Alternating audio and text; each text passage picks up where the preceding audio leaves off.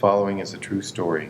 Back in the early 90s, I had a job I didn't like. It was boring, it was monotonous, you worked in a pretty sterile environment because everything smelled like chemicals, and you were surrounded by basically concrete and plastic. So on my days off, I sometimes like to go for a hike. There was this one really beautiful hike that I knew about over on the Oregon coast. I get in my car, I drive down 22, I go up Highway 101, I find where that trail is, I park my car, and I take that hike. And it's just as beautiful as I remember.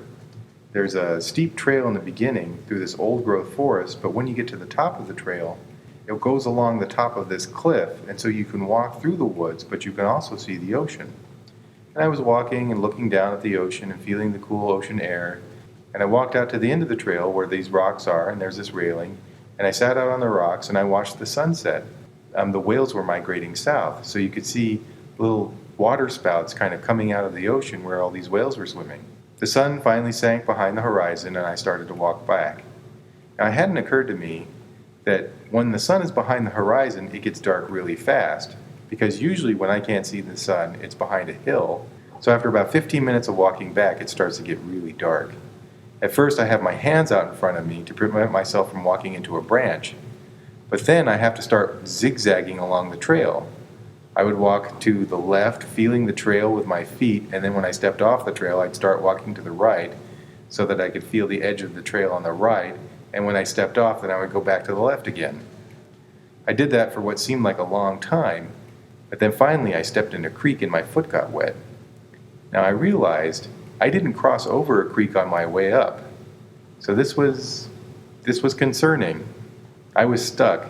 It was dark, it was cold, and I didn't know how to get back to my car. So I figured, okay, there's nothing for it. I'm going to be basically spending the night out in the woods. So I try to go to sleep. I lie on the trail and I try to go to sleep. But it's early March and it's getting really cold. So I decide to stick my head inside my own backpack. I'd heard on television that people lose heat primarily through their head. While I'm lying there feeling sorry for myself and imagining what the morning news shows might say if I actually froze to death, when suddenly I started hearing this sniffing along the edge of the backpack. Oh my God, I thought, what the heck is this? It was some animal, curious, wanted to know probably just as much as I did what the heck was going on. I just lay perfectly still. To this day, I don't know what kind of animal it was, and frankly, I didn't want to know. For all I know, it could have been a polar bear, could have been Bigfoot, could have been the Loch Ness Monster. I just lay there, and eventually it stopped sniffing and moved on. About a couple hours after that, the sun did come up. The trail came into view. I backtracked. I find where I made my wrong turn. There was like a hidden fork that I didn't see on my way up. And I found my car, and I drove back.